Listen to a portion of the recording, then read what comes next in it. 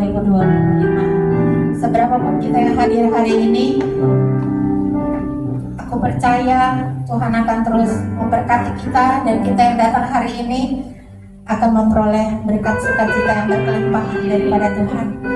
Biarlah kita boleh memuji Dia, memuliakan Dia di pagi hari ini. Sebelum kita mulai ibadah kita berdoa terlebih dahulu.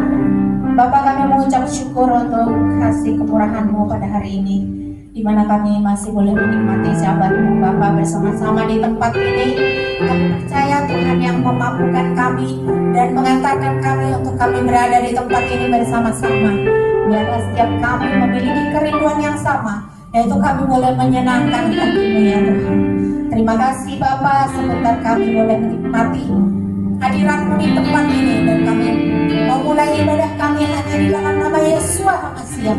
Kami percaya Bapa, kami yang datang hari ini akan pulang dengan berbeda, membawa sukacita dan pengurapan yang baru daripada Engkau. Kami memulai ibadah kami hanya di dalam nama Yesus. Haleluya, amin. Mari kita akan pujian kita katakan, Bapa Engkau sungguh baik, sebab Dia baik dan teramat baik untuk kita.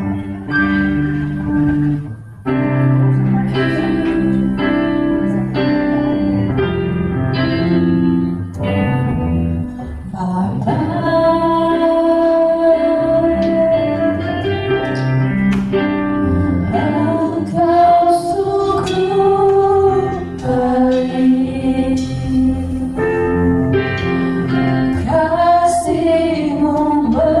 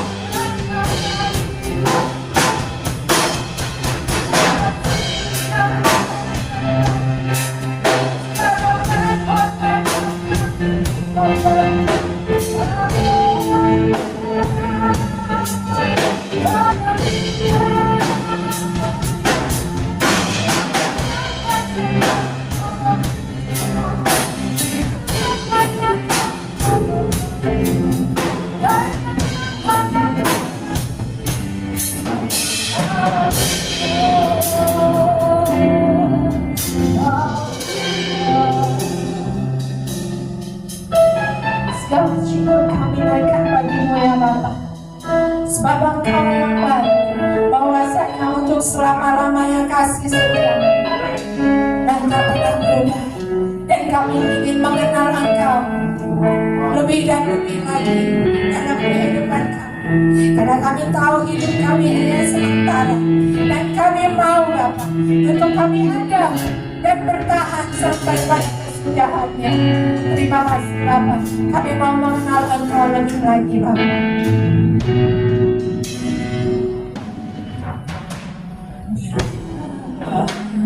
Bukan takut melihat wajahmu,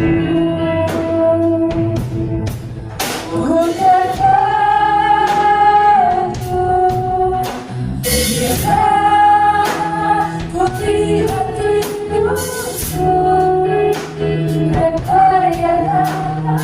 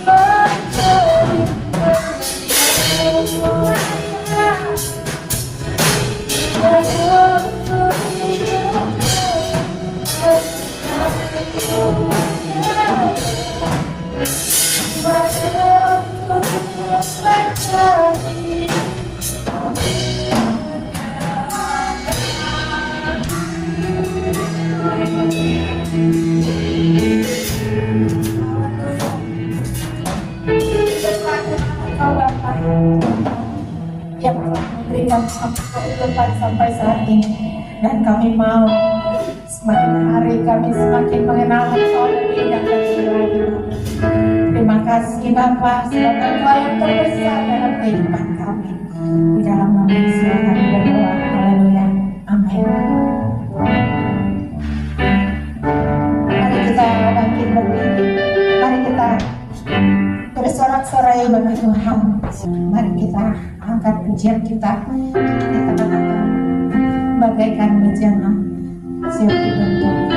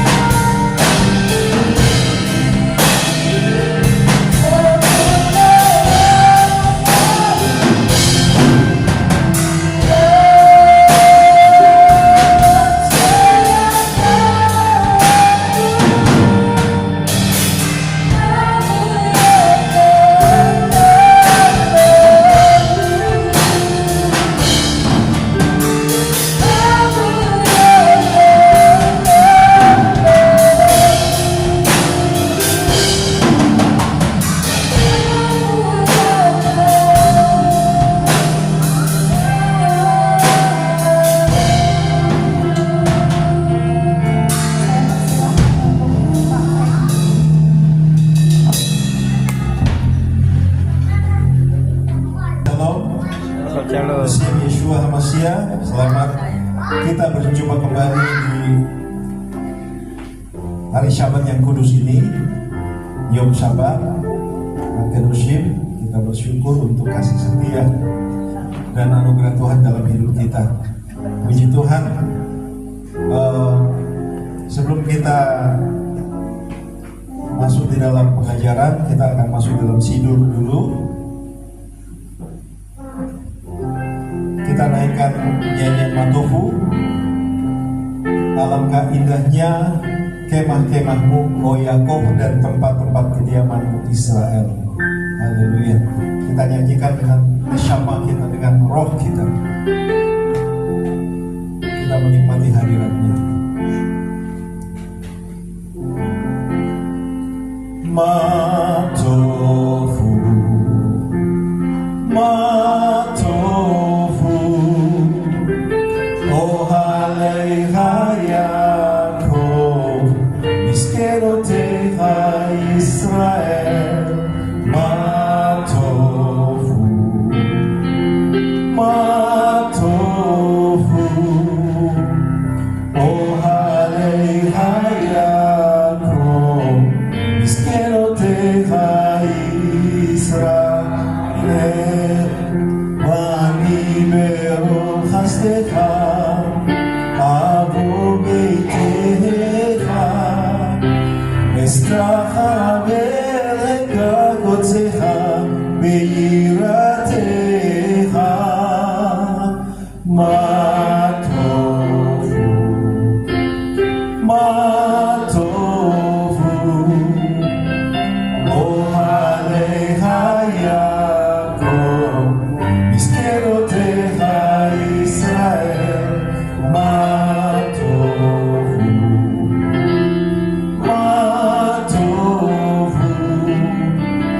אוהליך יעקב מסכנותיך ישראל אדוני אהבתי מאוד ביתך ומקום משכן כבודך משכן כבודך ואני אשתחווה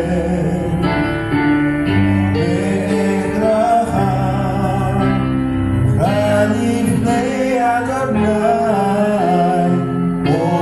עושי מה טוב אוהליך יעקב מסכנותיך ישראל מה טוב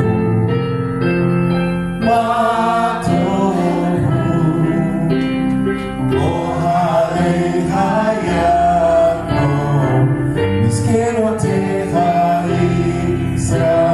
ישראל ואני תפילתי לך אדוני את רצון אלוהים ברוך חסדך אלוהים ברוך חסדך ענני באמת ניסיך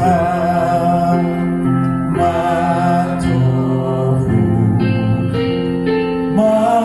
טוב אוהליך יעקב מסכנותיך ישראל מסכנותיך ישראל Elohim, dalam berkat kasih setiamu yang besar, jawablah aku dalam kebenaran keselamatanmu. Amin, haleluya. Kita lanjutkan dengan Mazmur 92. Orang benar akan bertunas seperti pohon korma, akan tumbuh subur seperti pohon aras di Lebanon. Sadi kata Mama.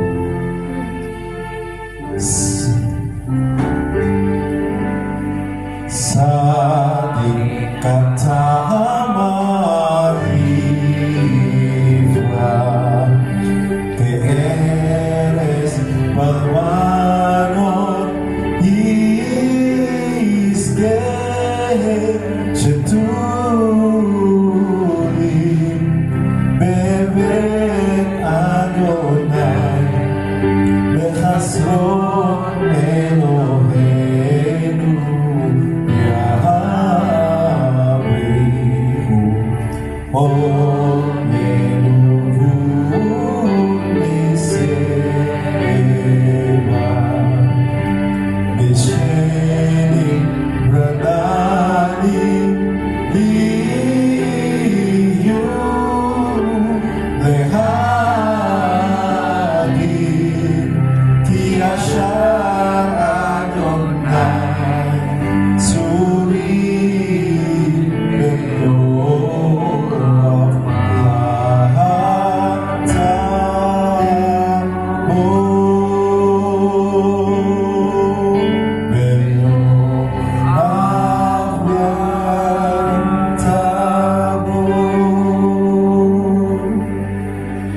Mereka yang ditanam di bait Adonai akan bertunas di pelataran Elohim kita. Pada masa tua pun mereka masih berbuah menjadi gemuk dan segar untuk memberitakan bahwa Adonai itu benar, bahwa ia gulung batuku dan tidak ada kecurangan padanya. Amin. Mari kita bangkit berdiri, kita akan masuk di dalam Declaration of Faith. kekuatan iman dengan Shema. Kita arahkan hati kita, roh kita di hadapan Tuhan, dengan bibir dan mulut kita, dengan hati kita mengikrarkan Shema, mendeklarasikan keesaan.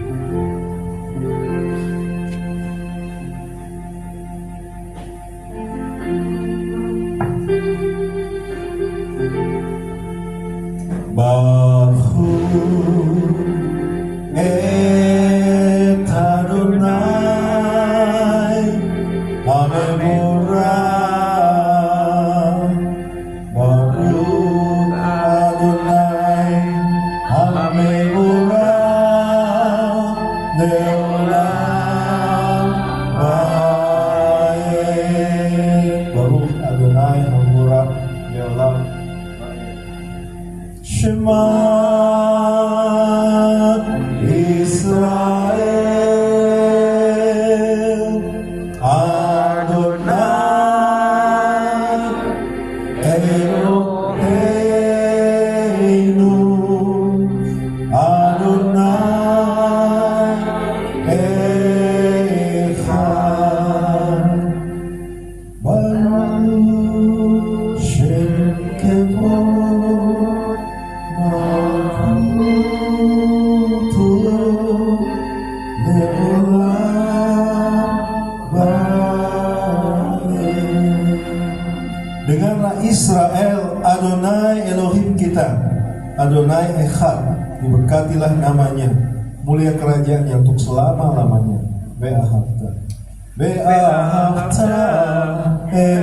Adonai Elohecha bekol levcha ubekol nafshecha ubekol me'odecha vehayu ha'el asher anochi mitzamecha hayom al levavecha veshinam levanecha vedibarta baham בשבתך ובביתך ובמלאכתך בדרך ובשעריך ובקומך ובשרתם מאוד על ידיך והיו לתותבות בין עיניך וכתבת על מזון ביתך ובשעריך למען תזכרו ועשיתם את כל מצוותיי והייתם קדושים לאלוהיכם. אני אדוני אלוהיכם אשר הוצאתי אתכם מארץ מצרים להיות להם לאלוהים. אני אדוני אלוהיכם, Adonai Elohim, amen. Ya, silakan dulu.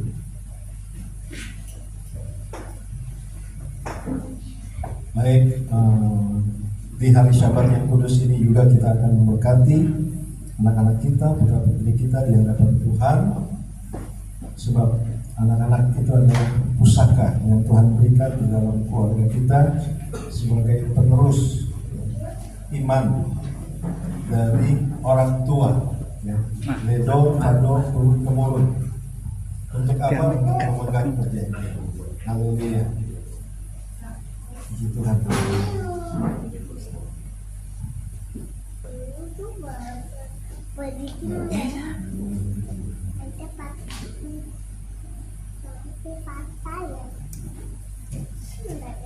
Asyik, mari kita dukung doa anak. Mari kita berdoa. Bapa dalam surga, Adonai Eloheinu, Elohe Abraham, Elohe Ishak, Elohe Yakub. Bapa, kami bersyukur kepadamu ya Tuhan untuk kasih setia dan anugerah-Mu dalam hidup kami.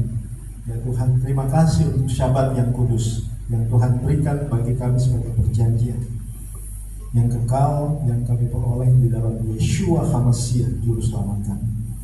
Bapa, saat ini Tuhan, kami berdoa juga untuk anak-anak kami, anak laki-laki dan perempuan. Di hadapan Tuhan kami bawa mereka.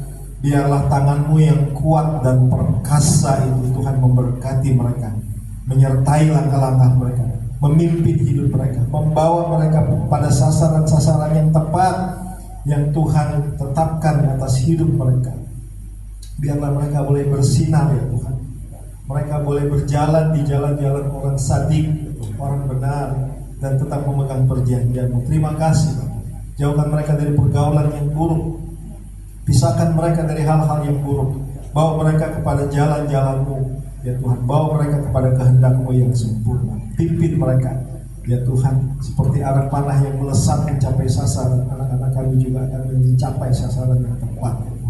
Berkati mereka di dalam pertumbuhan, berkati mereka di dalam pendidikan, sekolah mereka berkati, berikan kecerdasan di atas rata-rata, berikan kecerdasan logika matematika, ya, kecerdasan spasial, ya Tuhan, kecerdasan berbahasa, dalam segala hal Tuhan berkati anak-anak kami sehingga anak-anak kami boleh berprestasi, ya Tuhan, dan anak-anak kami boleh menjadi anak-anak yang unggul, ya Tuhan.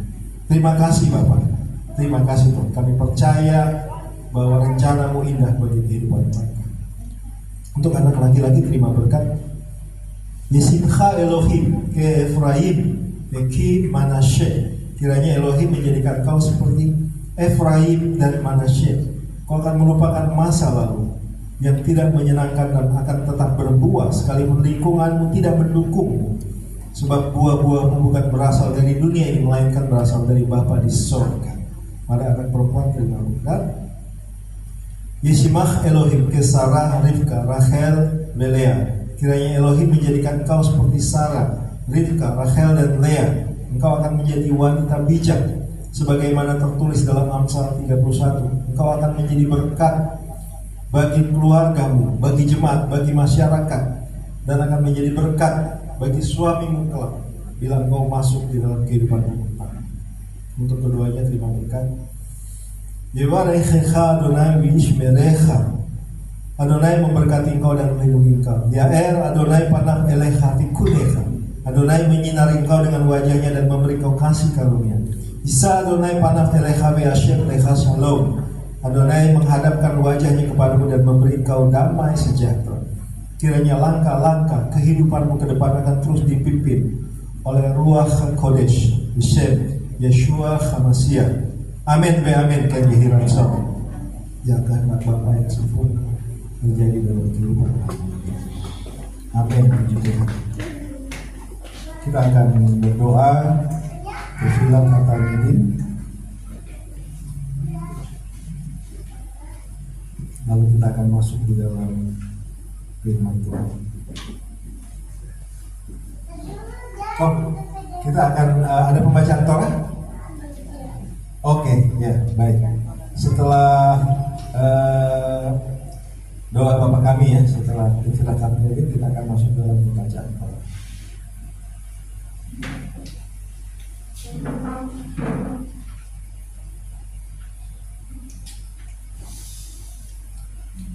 Baik, kita nyanyikan ya, Avinu Shebashamayim. Avinu Shebashamayim Yitkadesh Shimcha Tavo Malchutcha Yaseh Retzoncha Kebashamayim Ken Be'aretz Et Lechem Kukenu Ten Lanu Hayom Uslach Lanu Al Chataenu Kemo Sesukim Gam Anachnu Lachotim Lanu Ve'al Tavienu Lidei Nisayon Ki im Chalseinu Minha Ki Lecha Hamamlaha Ve'ha-Gevura Ve'ha-Tiveret Le'olei Olamim Amen. Ki Lecha Hamamlaha Ve'ha-Gevura Ve'ha-Tiveret Le'olei Olamim. Amen. Ki Lecha Hamamlaha Ve'ha-Gevura Ve'ha-Tiveret Le'olei Olamim. Amen. Ki Lecha Hamamlaha Ve'ha-Gevura Ve'ha-Tiveret Le'olei Olamim. Amen. Ki Lecha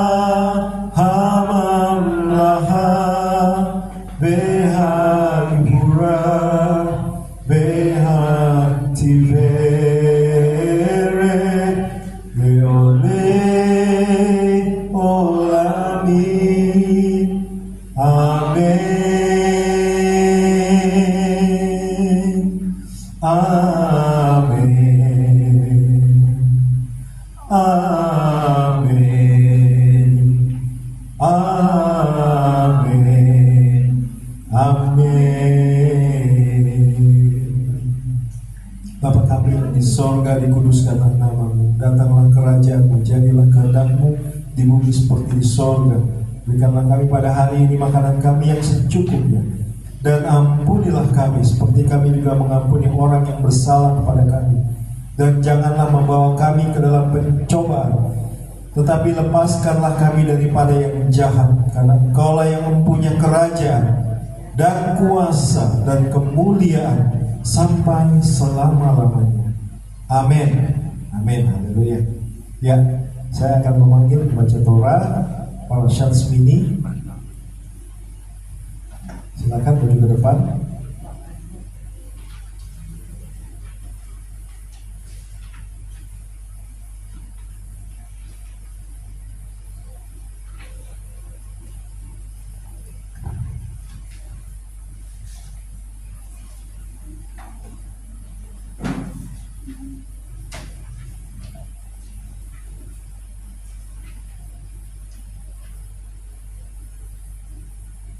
Sebelum membaca Torah, terima berkatnya. Mari kita naik ke gunung Adonai, ke rumah Elohim Yakob, supaya ia mengajar kita tentang jalan-jalannya, dan supaya kita berjalan menempuhnya. Sebab dari Sion akan keluar Torah dan firman Adonai dari Yerusalem.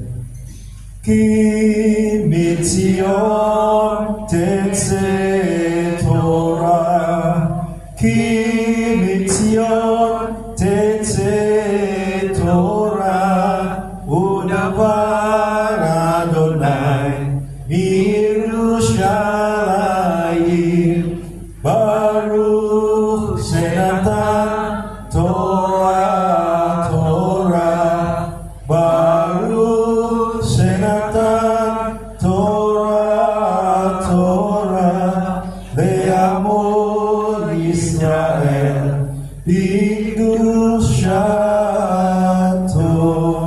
Dari Sion akan keluar Torah dan firman Adonai dari Yerusalem. Diberkatilah dia yang memberikan Torah kepada umatnya Israel dalam kekudusannya. Terima berkat, Isyagera, Amutenu, dia yang memberkati leluhur kita Abraham, Ishak dan Yakub. Kiranya dia memberkati Bapak Parno yang telah datang untuk menghormati Hashem dan Torah.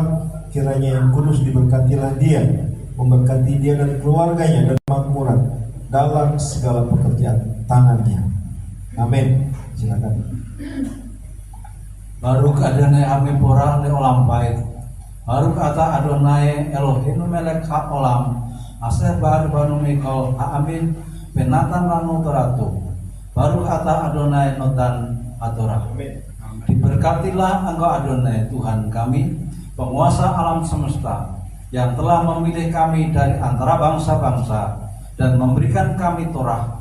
Diberkatilah Engkau Adonai yang memberikan Torah. Vayikra 9 ayat 1 sampai dengan 4. Bayom hasmini kara Mose le Aharon oleh panet uleskane Israel.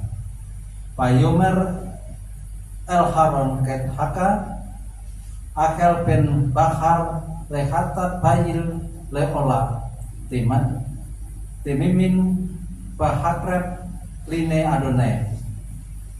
PL bene Israel tada berno lemor ket usikin ke usir isin lehatet bagel behapes bene sana temimin leola besor bayil lesamin les bakor line Adonai menemeka beli ola basam amin kiyom Adonai nira alechem.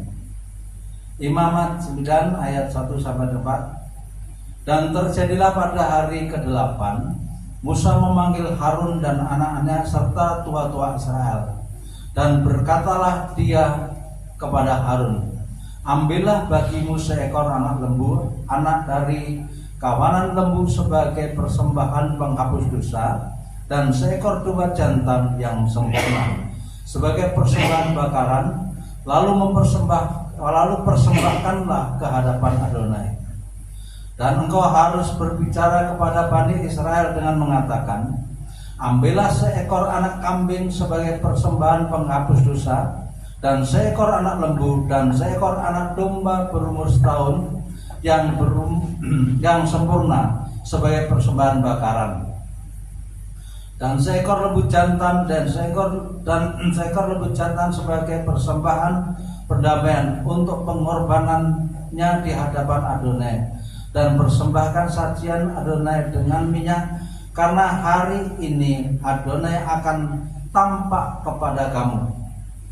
Baruch atah Adonai Eloheinu melech haolam asher natan lanu Torat emet bayeke olam natan betokeyu. Baruch atah Adonai notan hatorah.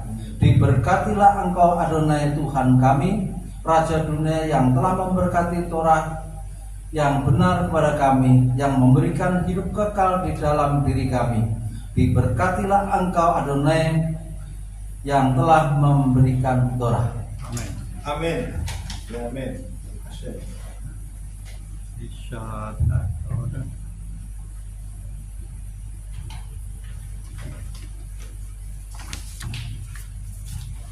Terima kasih, puji Tuhan untuk pembacaan Torah. Kita akan masuk di dalam pengajaran Torah. Torah. Sebelum itu kita akan membacakan ikrar persekutuan. Bisa ditayangkan. Ya. Ada ikrar persekutuan.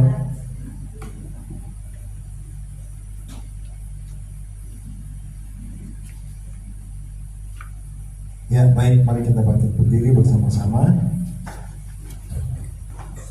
Kita baca bersama-sama. 2, 3. Dengan sukacita aku bersekutu dengan junjungan Yeshua HaMashiach, yang adalah jalan kebenaran dan kehidupan, sumber keselamatan kekal. Seperti carang yang tetap melekat pada pokok anggur, demikian aku tinggal dalam kasih-Nya dengan melakukan segala perintah-Nya. Aku ada seperti yang dikatakannya aku ada, aku akan jadi seperti yang dikatakannya aku akan jadi, kehidupan yang berbuah lebat bagi kemuliaan. Firman Tuhan itu pelita bagi kakiku dan terang bagi jalanku. Ia tidak akan kembali dengan sia-sia. Ia akan berhasil dalam perintahnya. Langit dan bumi akan lenyap, tetapi janji Tuhan kekal selamanya. Haleluya, amin, amin, haleluya. Saya akan bacakan berkat Omer hari ini, Omer ke-13 menuju Omer ke-49 ya, untuk masuk kepada Shavuot. Baru kata Adonai Eloheinu melech haolam asher kilisanu benitzvotav betzipanu al spirat haomer. Diberkatilah engkau Adonai Elohim kami, Raya semesta alam, yang menguduskan kami dengan perintah-perintahnya dan memerintahkan kami mengenai perhitungan Omer. Besem Yeshua HaMashiach. Amin. Ya, puji Tuhan, Bapak Ibu Saudara sekalian. Saya rasa kita terus mengikuti perhitungan Omer dari hari ke hari ya. Puji Tuhan. Baru kata Adonai Elohim melech haolam asher kitzanu benitzvotav betzipanu la'asok b'divrei Torah. Diberkatilah engkau Adonai Tuhan kami, Raja semesta alam, yang menguduskan kami dengan perintah-perintahnya dan memerintahkan kami untuk belajar kata-kata Torah. Haleluya, amin. Ya, baik. Hari ini, Syabat ini kita masuk di dalam Parashat Shmini. Parashat Shmini, Parashat di dalam kitab Vayikra. Ya, Shmini artinya ke-8. Ya. Jadi saya kasih judul di sini bahwa ketaatan mendahului mukjizat supranatural. Jadi bagian Torah ini dimulai pada hari ke-8 setelah 7 hari pentahbisan para imam, para kohanim. Ya, kita melihat bagaimana Mishkan sudah didirikan, ya, kemah suci didirikan, perlengkapan dan peralatan perabotannya semua sudah disiapkan, tinggal memasuki pekerjaan, tinggal memasuki untuk menyelenggarakan kebaktian korban, menyelenggarakan kebaktian korban di Miska di Tabernakel. Jadi hari ke-8 dalam pentahbisan itu adalah Rosh Chodesh Nisan, Yom Hasmini. Dan Tuhan memerintahkan Moshe untuk meminta Aharon dan putra-putranya mempersembahkan korban. Mereka adalah Kohen Gadol, Aaron, dan Kohanim, ya, anak-anaknya. Jadi penyelenggaraan korban, kebaktian korban itu harus dilakukan oleh para Kohanim. Dan mereka yang menerima tanggung jawab itu dan juga atas Israel. Di Imamat 9 ayat 1 berbunyi, pada hari yang ke-8 Moshe memanggil Aharon serta anak-anaknya dan para tua-tua Israel. Pada hari ke-8. Jadi di sini dikatakan bahwa setelah 7 hari para imam itu dikuduskan, ya, ditahbiskan. Jadi dipersiapkan dulu sebelum masuk di dalam kebaktian korban, melakukan pekerjaan di Miska. Mereka dipersiapkan terlebih dahulu, ya. Semua orang yang melayani Tuhan juga tidak bisa melayani begitu saja, semuanya harus dipersiapkan dulu, ya saudara, amin. Sehingga properly, semuanya dilakukan secara properly. Sebab apabila tidak properly, kita bisa lihat nanti ini ada api asing, Nadab dan Abihu. Dan akibat kecerobohan dan keteledoran yang dilakukan oleh Nadab dan Abihu, ini akibatnya mengerikan, yaitu kematian. Tuhan menyambar mereka. Setelah pentahbisan itu, imam besar dan para Kohanim itu imam-imamnya. Kohen imam, Kohanim itu imam-imam. Selama 7 hari, hari ke-8 imam besar dan para Kohanim menjalankan tugas mereka. Dan Musa memanggil. Tadi sudah dibaca, Waihi Bayum Hashmini Kala Moshe dan Aharon Lebanaf Uzitne Israel. Jadi tradisi dalam Judaism itu menyatakan bahwa tua-tua Israel yang disebutkan di sini itu adalah para Sifim Zekanim, yaitu 70 tua-tua penatua, ya, tua-tua Israel yang dipilih dari semua suku yang menemani Moshe dan Aharon. Di situ juga ada Nadab dan Abihu yang di Gunung Sinai. Untuk apa? Untuk masuk dalam perjanjian, makan dalam perjanjian antara Israel dan Adonai. Mereka yang naik di gunung, sementara Israel ada di bawah, ya, di Sinai. Dan 70 dari tua-tua Israel ini yang menjadi cikal bakal daripada 70 orang Sanhedrin, ya, mahkamah agama. Kita tahu Sanhedrin itu ada di Injil, ya, selalu ada di situ. Nah, inilah cikal bakalnya dari sini, diambil dari sini. Jadi kita perhatikan di sini bahwa sesudah melewati 7 hari, baru kemudian hari ke-8 imam-imam itu bertugas. Imam-imam mulai melakukan tugasnya pada Rosh Chodesh Nisan hari ke-8. Mengapa hari ke-8? Ya, kita bisa lihat di sini ada makna simbolis dari hari ke-8. Makna simbolis yaitu satu, melampaui alam ciptaan, ya, atau transendensi dikatakan. Dalam tradisi Yahudi, angka 7 sering melambangkan kesempurnaan. Hari Syabat adalah hari keberapa? Hari ke-7. Betul saudara? Hashem beristirahat. Yom setelah dia menyelesaikan semua itu, kemudian hari ke-7 dia beristirahat. Hari ke-7 setelah 6 hari penciptaan. Maka hari ke-8 itu adalah mewakili sesuatu yang melampaui ciptaan, yaitu satu dimensi spiritual yang lebih tinggi, ya, yang supranatural. Hari ke-8 sebagai satu permulaan baru. Midrash katakan di sini, Midrash Tanhuma, semua yang berkaitan dengan dunia ini adalah dalam hitungan 7. Namun hari ke-8 atau Shmini adalah milik dunia yang akan datang, yaitu Olam Haba. Itu dikatakan dalam Midrash. Jadi hari ke-8 juga adalah sebagai cermin, sebagai gambaran yang terjadi di Sinai, di Gunung Sinai. Jadi banyak juga rabi yang menghubungkan hari ke-8 ini dengan kemuliaan Elohim yang turun di atas Gunung Sinai. Kemuliaan, Shekinah, Kavod Elohim yang turun ke atas Gunung Sinai itu mempunyai satu persamaan.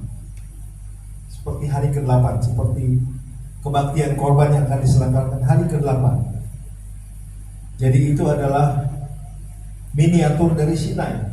Seperti di Sinai ada api, ada guntur, ada kilat, ada korban, ada Moshe, ya. Umat yang dikuduskan, begitu juga di hari ke-8 pentahbisan para imam melakukan kebaktian korban. Jadi hari ke-8 adalah awal dari sesuatu yang baru, bukan hanya kelanjutan dari hari ke-7, ya, permulaan baru dari supranatural, spiritual.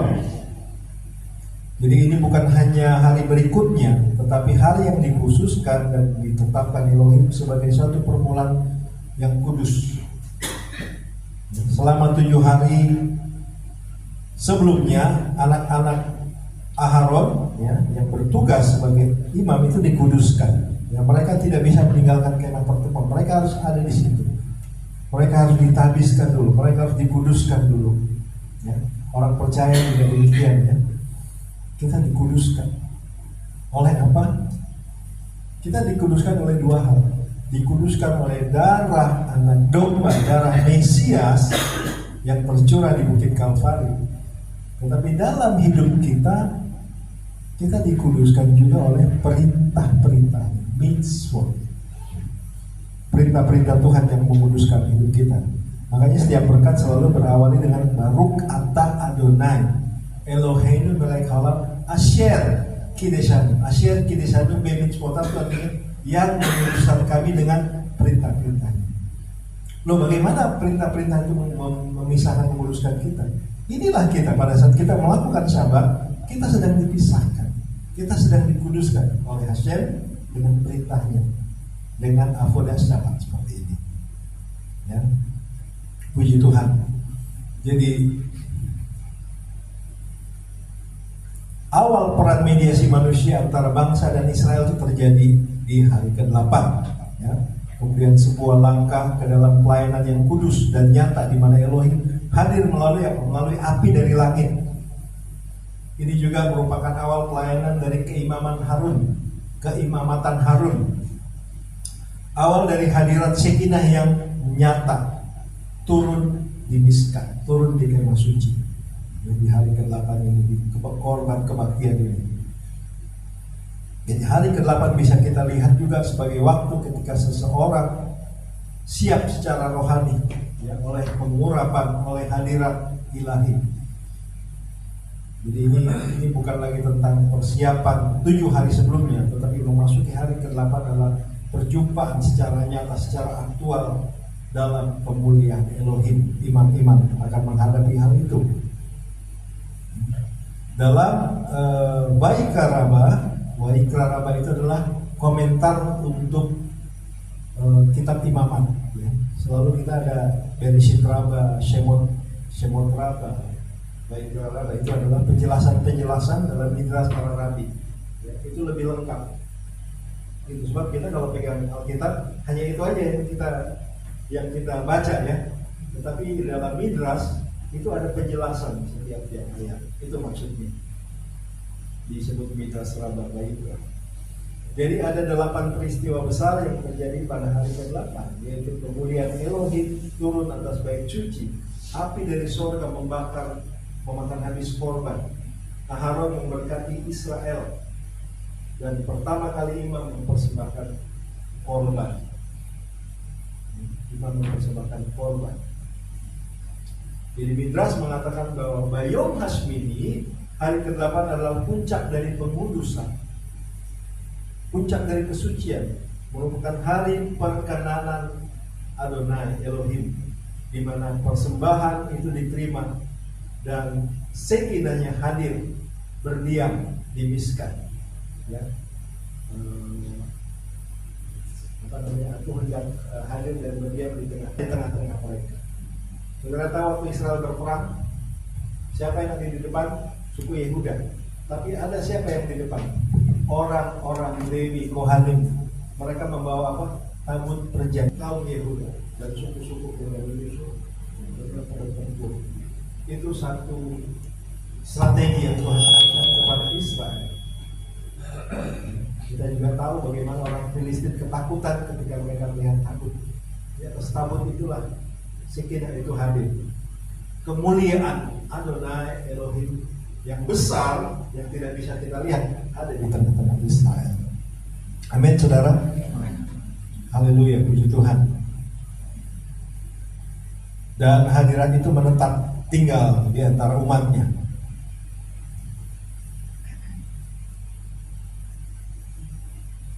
Jadi menurut Sifra komentar para nabi juga, ini hadirat ilahi atau Shekinah ini adalah tanda bahwa korban Aharon itu diterima. Ya, ketika korban bakaran itu disambar oleh api dari Tuhan, Elohim memberikan satu pengesahan dalam pelayanan keimamatan Israel di hari ke-8 itu. Jadi api itu adalah simbol dari apa? Simbol daripada kasih ilahi. Ya, Ahava, ya Ahava Adonai, Ahavat Adonai. Kasih yang Tuhan nyatakan ketika Tuhan menerima persembahan mereka. Ya, korban persembahan. Kita tahu ada 5 korban ya dalam Imamat, Baikra. Saudara apa itu? Korban. Jenis-jenis korban itu. Ya, ada 5 korban khatat, korban olah, korban selamim, asyam, dan minta. Ya, itu korban bakaran ya, korban asyam itu korban bakaran yang terbakar habis. Korban olah ya, korban olah adalah korban yang dibakar habis, ya, tinggal sampai hangus dia ya. Sisa-sisanya baru imam yang membersihkan mesbahnya itu ya, mesbah bakarannya itu. Jadi dalam pemikiran Ibrani angka 8 adalah 7 ditambah 1. Angka 1 merupakan permulaan, maka angka 8 adalah satu permulaan baru. Dalam sistem bilangan 7 maka angka 8 mempunyai posisi yang sama dengan angka 1 seperti begitu ya, karena itu permulaan. Jadi paralel dengan jarum jam kita sesudah angka 12 kembali lagi ke angka 1 gitu ya. Angka 6 merupakan angka manusia. Itu menyatakan satu kondisi manusia yang bekerja dengan kekuatan manusia, artinya terbatas ya. Makanya di dalam kitab Revelation, di dalam kitab Wahyu itu 666. 6 itu adalah angka manusia. Ya, angka manusia. Angka 7 merupakan angka kelengkapan, angka sempurna, menyatakan orang telah masuk dalam perhentian Adonai seperti kita. Merayakan Syabat, kita berhenti dari Syabat, ya. Kita belajar Torah dari Syabat. Kita berkomunitas ya. Penting satu hal ya saudara, ada memang orang yang begini, oh yang penting saya di rumah melihat ikutin kebaktian Syabat, tapi di rumah sendiri begitu. Itu tidak benar juga ya. Umat Tuhan harus berkomunitas, harus berfellowship, harus ada pertemuan kudus. Itu perintah Hashem ya. Mikra Kodes Leom Hasyabat. Jadi bukan lone ranger, bukan sesuatu yang saya di rumah aja, saya itu kok ibadah, nggak bisa begitu. Ya, itu tidak lengkap namanya. Kecuali quote and quote mungkin waktu zaman COVID ya Bapak Ibu saudara sekalian. Zaman COVID memang orang dibatasi karena wabah, pandemi.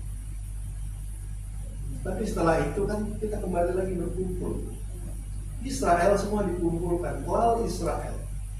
Bangsa Israel menjadi satu bangsa yang berkumpul. Di diaspora mereka pun tetap mereka merayakan Syabat. Ya. Kalaupun mereka tidak bisa merayakan di sinagog, mereka merayakan di rumah bersama dengan komunitas mereka. Artinya betapa penting komunitas, betapa penting pertemuan kudus yang kita lakukan untuk apa? Untuk membangun, untuk mendorong satu dengan yang lain, ya, supaya kita tetap terbakar, ya, kita tetap terbakar hati, tak berkobar-kobar. Kalau kita di rumah kita nggak tahu kan saudara-saudara kita seperti apa kabarnya, sudah mati. Seperti apa kabarnya, situasinya bagaimana. Tetapi kalau kita berkumpul dan kita bertemu,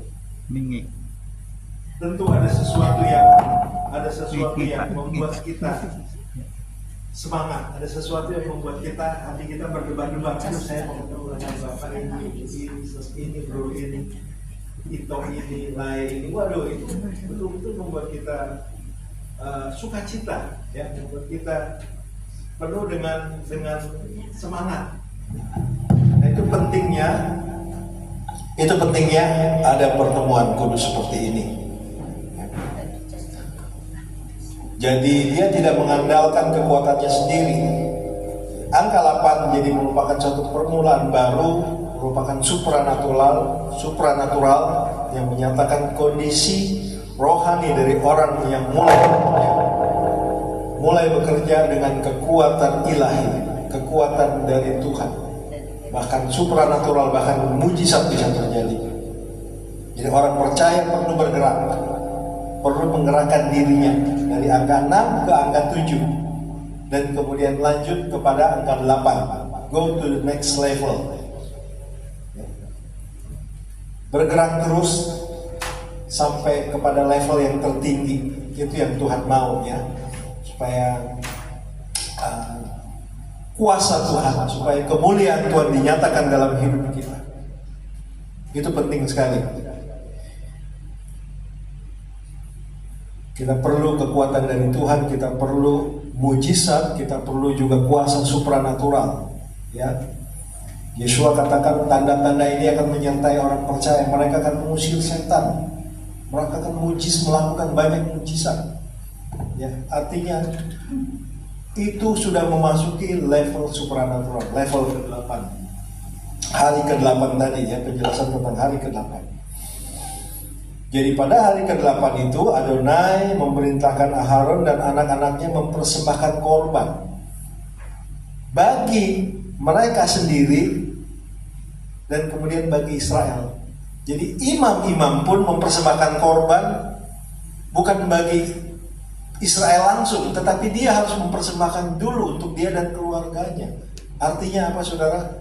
Artinya Tuhan mau orang-orang yang dipakai dalam melayani Tuhan, dalam pelayanan Tuhan, ya, itu diperbaharui dulu, ya, itu dikuduskan dulu, baru dia masuk di dalam pelayanan. Kita nggak bisa membiarkan sesuatu yang tidak kudus untuk masuk di dalam pelayanan. Sebab mimbar ini adalah kudus, amin, saudara. Lepas dari kita, memang kita orang berdosa, banyak kesalahan, banyak hal-hal yang kita lakukan. Tapi dalam hal melayani Tuhan, kita harus perlu memperbaharui diri kita terus. Kita harus meningkatkan level spiritual kita. Ya, dimensi iman kita tumbuhkan terus pada satu level di mana kita bisa melihat mujizat, ya, secara supranatural, kuasa Tuhan dinyatakan dalam hidup kita. Itu maksudnya. Jadi bahwa persembahan, perhatikan ya, bahwa persembahan ini dibuat bersama dengan seluruh korban bakaran. Untuk apa? Untuk mengingat pengorbanan Yitzhak, yaitu akedah Yitzhak, dan untuk menandai juga korban Yeshua, ya, korban Yeshua dan kedatangan Yeshua sebagai anak domba Elohim, ya. Akedah Yitzhak, ya, imam-imam melakukan korban, ya, ada 5 korban dia lakukan. Nah, ini related terhubung juga, ya, berhubungan juga dengan korban Yitzhak yang disebut korban akedah, dan juga Yeshua sebagai Seha Elohim, sebagai anak domba Elohim. yang mati di kayu salib. Ya, itu semuanya saling melengkapi, saling terhubung. Ya Bapak Ibu Saudara sekalian. Jadi Aharon membawa dirinya juga korban sebagai imam besar. Ya. Korban penghapus dosa yaitu khatat, korban olah, korban bakaran, korban pendamaian selamim, dan korban mincha, korban sajian. Jadi korban, setiap korban termasuk korban, apalagi korban ini ya, olah ya, ini harus terbakar habis. Mengapa korban itu harus terbakar habis?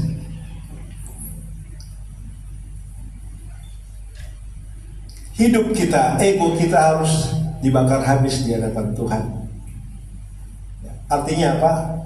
Sesuatu korban di mezbah yang terbakar habis, kemudian apinya itu naik di hadapan Tuhan. Dan kemudian dikatakan bahwa Tuhan menyenangkan hati Tuhan. Ketika kita memberikan diri kita sebagai persembahan yang hidup dan kudus di hadapan Adonai Elohim. Roma 12, persembahkan tubuhmu sebagai korban yang hidup. Dan korban itu terbakar. Ego kita, animalistik kita, sesuatu yang jahat dari tubuh kita, sesuatu yang itu dibakar habis, kemudian apinya naik di hadapan Tuhan sebagai dupa, dan itu menyenangkan hati Tuhan. Itu gambaran dari kenapa korban harus dibakar dan terbakar habis. Itu gambaran bahwa segala sesuatu yang tidak berkenan dalam hidup kita harus dibakar habis di hadapan Tuhan. Yohanes katakan, biarlah dia semakin bertambah-tambah, aku semakin berkurang-kurang.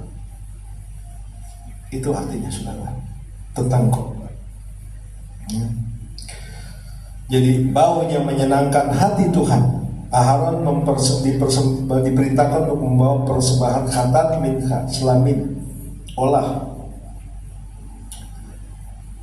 dan semua lemak dan jeroan itu taruh di atas korban dan dibakar semuanya. Dan bukan menjadi bagian imam, itu bagiannya Hashem, bagian Tuhan. Kita juga melihat bahwa darahnya itu ditaruh di atas mezbah juga, dioleskan. Darah anak domba, darah lembu yang tercurah sebagai apa? Korban itu ada di karuf. Arti kata dari korban itu karuf, mendekat, to draw near to Adonai, ya. Melalui korban darah, melalui korban binatang. Sebab apa? Sebab kita mendekat kepada Tuhan, pengampunan itu terjadi jika mengaku kita. Amin. Darah anak domba menutupi pelanggaran kita. Dikatakan dalam Ibrani 10 ayat 4, darah lembu jantan dan domba tidak bisa menghapus dosa. Loh, bagaimana mungkin orang Israel membawa persembahan dengan penyesalan hati? Yang bisa menghapus dosa hanya satu, darah domba Elohim. Seperti yang dikatakan oleh Yohanes, lihatlah anak domba Elohim yang mengangkut, menghapus dosa isi dunia. Yohanes 4. Lalu bagaimana orang Israel membawa persembahan lalu mereka bisa diampuni jika darah lembu jantan dan domba tidak menghapus dosa?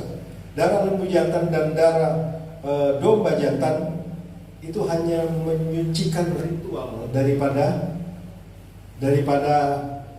pelayanan di dalam miskat. Ada yang bertanya, lalu bagaimana orang bisa diampuni? Di zaman Israel dahulu itu kan Yesus belum datang, Yeshua belum datang. Yeshua datang 2000 tahun lalu, ya, artinya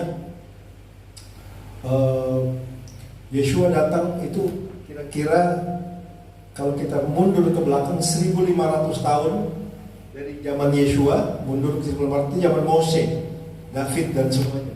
Mereka memberikan korban. Tetapi dikatakan bahwa darah lembu jantan dan darah domba jantan tidak bisa menghapus dosa. Benar. Semua dosa Israel yang dilakukan itu semuanya di-charge oleh darah anak domba. Jadi itu berlaku mundur dan berlaku maju. Ketika Yeshua mati di titik ini, semua dosa orang yang ada di sini dan orang yang ada di sini Dosa Israel yang ada di sini ketika mereka membawa persembahan korban, ya, korban penghapus dosa, korban mincha dan korban olah, semuanya dicas kepada Yeshua. Saudara mengerti ya? Karena ini juga seringkali menjadi pertanyaan yang ini kan. Yesus datang beberapa ribuan tahun kemudian setelah zaman Musa, zaman Kebal Suci, zaman Taurat mereka bilang. Ya, betul. Tetapi pengampunan itu sudah blueprint dari pengampunan, blueprint dari penebusan Tuhan sudah kerjakan pada saat itu. Jadi apakah mereka diampuni dosa mereka? Sebab mereka percaya kepada darah anak domba yang gambarnya adalah Mesias Yeshua. Ya. Jadi waktu Israel keluar dari Mesir pun Yeshua, Masiah itu ada di situ. Masiah itu sebagai gunung batu.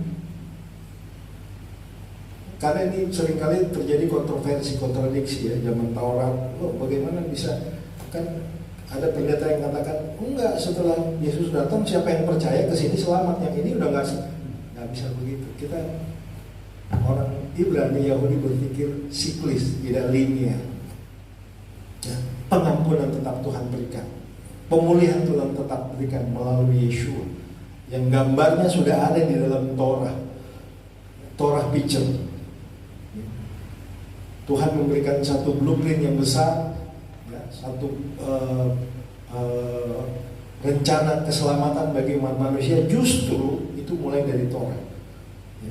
Sedangkan nubuat tentang keselamatan Tuhan sudah tuliskan ketika perempuan itu menginjak kepala ular. Itu benih perempuan menginjak kepala ular. Itu tentang penebusan yang Tuhan akan kerjakan bagi umatnya. Amin, saudara. Nah, kita percaya ya, bahwa darah anak domba yang tak bercacat dan tak bercela yang menghapus dosa kita adalah darah Yeshua yang tercurah di atas bukit Golgota. Tidak lain dan tidak bukan. Jadi darah binatang tidak menghapus dosa, tetapi dari Yeshua. Darah binatang yang dikorbankan itu memurnikan sistem sacrificial yang ada di Bait Suci. Sistem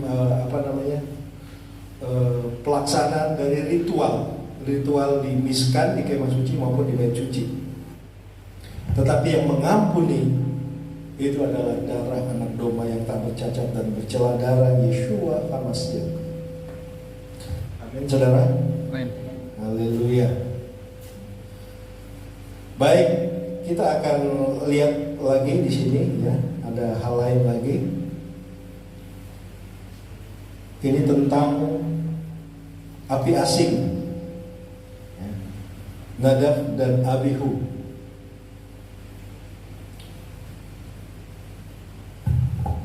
Coba kita lihat di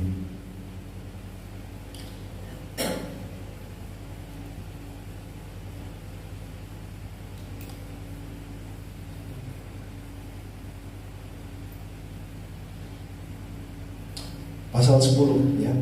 Kemudian anak-anak Aharon, Nadab dan Abihu masing-masing mengambil perbaraannya, membubuhkan api ke dalamnya serta menaruh ukupan di atas api itu. Dengan demikian mereka mempersembahkan ke hadapan Adonai api yang asing yang tidak diperintahkannya kepada mereka.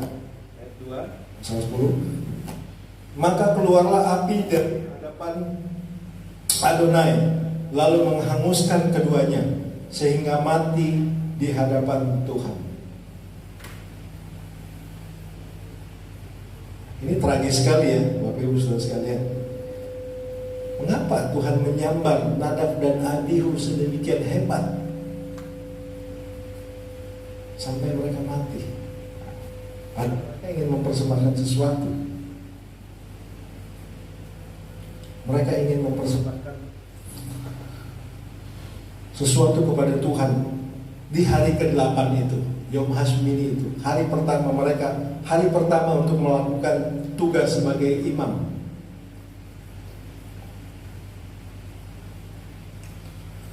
Nadab dan Abihu, imam-imam anak Harun, mengambil api dari perbaraan mereka sendiri dan membawanya masuk ke dalam kemah suci. Nah ini dia, mereka mengambil api dari perbaraannya sendiri, bukan dari mezbah. Mereka menciptakan api sendiri,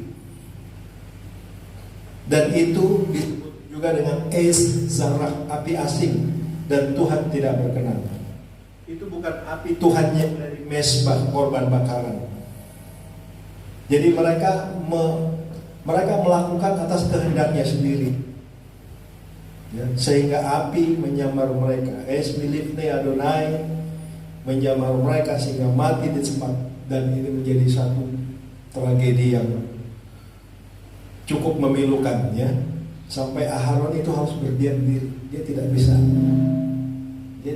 berkata apa-apa. Aharon berdiam. Kita lihat di sini, ya. Ada 4 alasan yang dikemukakan yang kita bisa lihat di sini. 1, mereka mempersembahkan api asing, api yang tidak kudus, yang bukan berasal dari Tuhan, ya, bukan berasal dari mezbah, ya. Perbaraan mereka sendiri, bukan perbaraan dari mezbah. Ini menggambarkan juga pujian dan penyembahan dan cara pemahaman Alkitab kita itu harus kudus, harus sesuai dengan apa yang Tuhan inginkan, ya. Kita tidak bisa mencampurkan hal-hal yang duniawi di dalam kita melayani Tuhan. Kita tidak bisa mencampurkan yang kudus dengan yang tidak kudus. Hamafdil ben kodes lecho, ya, kita tahu dalam Afdalah, ya, diberkatilah engkau Adonai yang memisahkan antara yang kudus dan yang tidak kudus. Kedua, Tuhan tidak memerintahkan mereka, tapi mereka membawa api dari ukupan ke dalam kemah. Jadi ini apa, saudara? Ini adalah bentuk sesuatu yang dikatakan lancang, ya.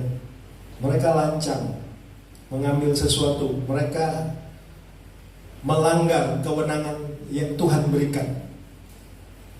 Mereka melakukan itu atas kemauan mereka sendiri.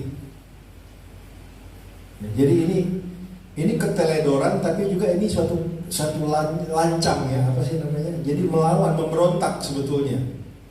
Nadab dan Abihu. Kemudian yang ketiga, mereka mendahului Tuhan, belum waktunya. Mereka sudah ingin terburu-buru ingin. Ya mungkin juga karena didorong dengan rasa semangat, karena ini adalah hari ke-8, hari pertama mereka melakukan kebaktian korban. Tetapi mereka mendahului Tuhan. Keempat, mereka melanggar kekudusan Tuhan.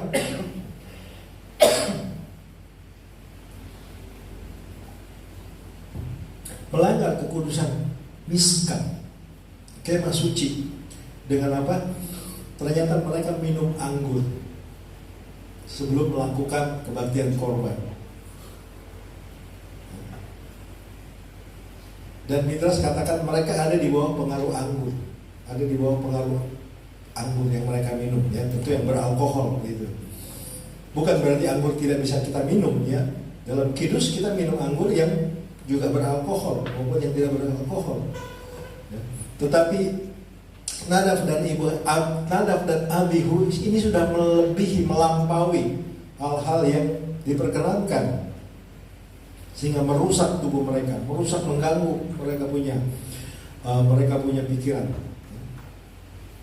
Seperti orang di Manado kalau mabuk begitu, ya, kalau tahun baru atau mungkin apa gitu kan, cap tikus. Pokoknya kalau udah jalan, ya cap tikus atau apapun, ya, mereka orang bilang bagate dulu, minum dulu, ya. Ntar pagi-pagi itu orang lewat, ibu-ibu atau bapak, ada orang di got gitu. Kok ada orang tidur di got gitu kan?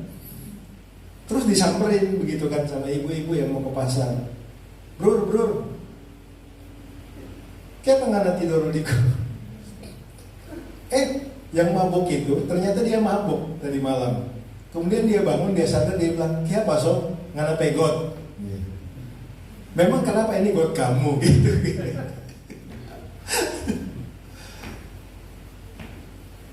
Sesuatu yang melebihi, ya, sesuatu yang melebihi batas-batas yang diberikan itu bisa juga menjadi sesuatu yang buruk. Ya, contohnya adalah Nadab dan Abihu. Ya. Jadi mereka ada di bawah pengaruh anggur yang mereka minum berlebihan. Karena apa? Di situ dikatakan Tuhan berfirman kepada Aharon di pasal 10 ayat 8, 9, 10, janganlah engkau minum anggur atau minuman keras, engkau serta anak-anakmu, bila kamu masuk ke dalam kemah pertemuan, supaya jangan kamu mati. Nah, ini Tuhan sudah kasih tahu. Itulah suatu ketetapan untuk selamanya bagi kamu turun temurun. Jadi bukan tidak boleh minum anggur, boleh. Tapi ketika Kohanim ingin melakukan penyelenggaraan korban di bait suci, di Mizkan, mereka tidak boleh minum anggur. Haruslah kamu dapat membedakan antara yang kudus dengan yang tidak kudus, antara yang najis dengan yang najis. Dan haruslah kamu mengajarkannya kepada orang Israel segala ketetapan yang difirmankan Adonai kepada mereka dengan perantaraan Mose. Jadi bahwa para imam-imam tidak boleh mabuk, ya. Ini mabuk. Sebetulnya mereka kategorinya ini mereka masih mabuk begitu ya. Jadi masih dalam pengaruh anggur, pengaruh alkohol, sehingga mereka itu semangat, ya. Ada dulu di kampung saya di Manado, seorang pendeta. Oh, kita kalau mau khotbah nyanda bisa kalau nyanda banget ya. Kalau nyanda bisa, kalau nggak bisa kalau. Jadi harus minum katanya. Berapa banyak minumnya? Ya suka-suka kita aja sampai kita rasa agak hype begitu, baru kita percaya diri. Nah seperti ini saudara. Ini adalah contoh yang buruk dan Tuhan melarang, ya. Tuhan marah di sini. Ini juga karena pengaruh anggur sehingga keteledoran itu terjadi. Ya, dia bikin api sendiri, bukan api dari mezbah. Ya, kemudian dia masuk, mungkin dia dalam penyelenggaraan kebaktian dia teledor, dia tidak mengikuti instruksi dari Mose, dari Aharon. Dan akhirnya api asing itu membuat Tuhan marah, Tuhan murka dan membakar mereka dan melahap mereka. Jadi ini sangat berbahaya sekali ya Bapak Ibu Saudara sekalian. Jadi ketika kekudusan Elohim dilanggar, penghakiman akan dijatuhkan. Jadi standar kekudusan Tuhan tidak pernah diturunkan sampai kapanpun. Sekalipun dalam zaman kasih karunia, ya, bahwa kasih karunia Tuhan tidak pernah dimaksudkan untuk mengurangi standar kekudusan Adonai Elohim, baik dalam hidup kita, baik dalam komunitas. Kekudusannya tetap mutlak, ya. Kekudusannya tetap absolut, ya. Dia Tuhan yang mengampuni memang. Tuhan katakan jika kita mengampuni dosa kita, maka Dia adalah setia dan adil. Makanya setiap korban yang dibawa harus disertai penyesalan. Kalau orang bawa Tuhan perintahkan bawa korban dosa, saya melakukan dosa, tapi tanpa penyesalan, Tuhan katakan dalam kitab Hosea itu sesuatu yang menjijikan. Satu kekejian, bayangin. Udah bawa korban untuk menghapus dosa, tapi karena hatinya nggak menyesal, hatinya nggak bertobat, itu kekejian. Kita bisa lihat dua perumpamaannya, orang Farisi dan orang pemungut cukai. Dengan bangganya dia bawa korban ke sinagog, ya. Lalu kemudian orang pemungut cukai memukul dada, ampuni aku orang berdosa. Penyesalan itu penting Bapak Ibu Saudara sekalian, ya. Penyesalan akan dosa itu penting. Pengakuan akan dosa itu penting. Karena apa? Karena ketika kita mengaku, Dia setia dan adil. Dia memulihkan kita. Jangan kita biarkan hantar dosa yang ini. Akui. Ketika kita berdoa, kita akui Tuhan. Aku tadi marah, tidak terkontrol. Aku benci atau aku Tuhan ampuni. Saudara berkata gitu, maka secara supranatural, ya, bahwa kudus itu akan memberikan kepada kita kekuatan, kemampuan untuk mengampuni, kemampuan untuk menekan semua emosi kita, semua hal-hal yang buruk. ketika kita mengaku dosa kita, mohon kepada Tuhan. Itu penting sekali dalam hidup kita. Supaya apa? Supaya kita dibaharui. Setelah itu dibaharui. Paulus katakan, berubahlah oleh pembaharuan budimu, sehingga Tuhan bisa bekerja dalam hidup kita, dalam keluarga kita, dalam pelayanan kita. Tuhan mau kita terus maju. Kamu akan terus naik dan tidak turun. Dalam hal-hal yang rohani pun kita tetap harus naik. Kita terus maju, ya. Tuhan mau supaya hidup kita juga bisa berbuah-buah, seperti kita memberkati anak-anak kita, berkat Efraim dan Manasya, berkat Rivka, Rachel dan Lea. Mereka berbuah-buah.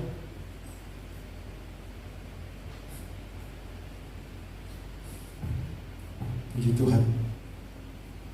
Kita mau supaya dalam hidup kita nama Tuhan dipermuliakan melalui hidup kita, ya.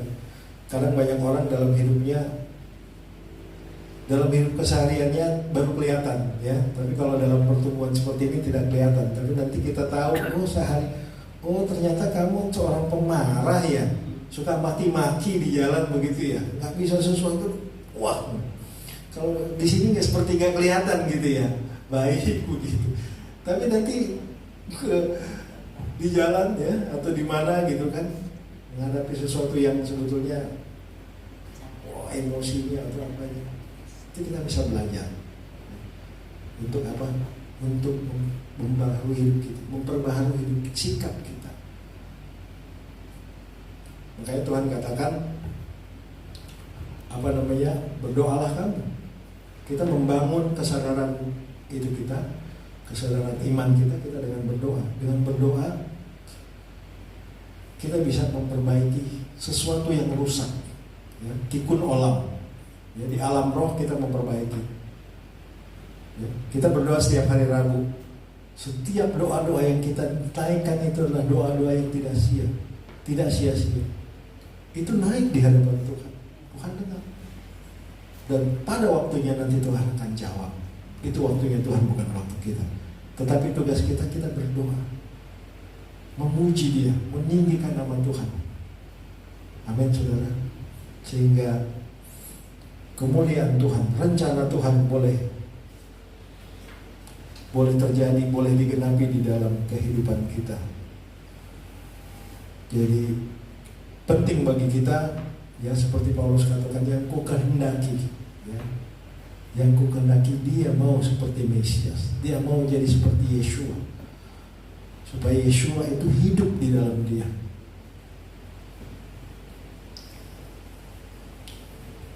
Amin, saudara. Mari kita berdoa. Bapa, kami bersyukur kepadamu ya Tuhan. Terima kasih untuk firman-Mu yang kami dengar, bahwa kami dikuduskan oleh darah anak domba yang tak bercacat celah. Namun kami dikuduskan juga oleh perintah-perintah-Mu ya Tuhan dalam hidup kami ya Tuhan. Sehingga kami boleh terus berjalan di jalan-jalan orang benar, orang sadik ya Tuhan. Perbaharui hati kami, perbaharui iman kami Tuhan. Bawa kami ke dalam segala rencana-Mu ya Tuhan. Ubah sifat kami ya Tuhan. Ubah hati kami ya Tuhan, sehingga kami boleh serupa dengan Engkau. Kami mau ya Tuhan melihat teladan Mesias dalam hidup kami. Kami mau berjalan di dalam seluruh firman-Mu, segenap firman, seluruh perintah-perintah-Mu yang menguduskan hidup kami, sehingga kami boleh berkenan kepadamu. Terima kasih Tuhan, bahwa korban darah Mesias Yesus yang darahnya sudah tercurah di atas kayu salib Bukit Kalvari, menguduskan kami, membenarkan kami di hadapan Bapa, dan membawa kami kepada kehidupan yang kekal. Terima kasih Tuhan. Kami bersyukur, kami serahkan seluruh kehidupan kami ke dalam tangan-Mu. Terima kasih, biarlah firman-Mu terus tertanam di dalam hati kami, bertumbuh dan berbuah-buah dengan lebat. Dalam nama Yeshua HaMashiach kami mengucap syukur dan berdoa. Amin. Amin. Silakan kepada musik leader. Jemaat, angkat tanganmu dan terimalah berkat Tuhan. Yevarecha Adonai v'yishmerecha. Ya'er Adonai panav elecha v'yikunecha. Yisa Adonai panav elecha v'yashem lecha shalom. Adonai memberkati engkau dan melindungi engkau. Adonai menyinari engkau dengan wajahnya dan memberi engkau kasih karunia. Adonai menghadapkan wajahnya kepadamu dan memberi engkau damai sejahtera. Diberkatilah engkau di kota dan di ladang. Diberkatilah bakul dan adonanmu. Diberkatilah pekerjaanmu. Diberkatilah engkau ketika engkau keluar dan ketika engkau masuk. Engkau akan menjadi kepala dan bukan ekor. Engkau akan terus naik dan tidak akan turun. Pada saat engkau melakukan segala perintah-perintah Adonai Elohim dan melakukannya dengan setia. Kiranya Yeshua HaMashiach akan membawa engkau kepada orang-orang yang tepat, yang akan melengkapi dan memberkati hidupmu. Kiranya Ruach HaKodesh akan membawa engkau supaya engkau boleh terus berjalan di atas jalan raya kemenangan yang Tuhan sediakan bagimu. Kasih, karunia dan anugerah dari Bapa di sorga dan cinta kasih Mesias Yeshua kepada jemaat serta persekutuan di dalam Ruach HaKodesh menjadi bagian kita semua mulai hari ini sampai Mesias Yeshua datang kali yang kedua. Dan semua orang yang percaya katakan amin. Amin. Amin.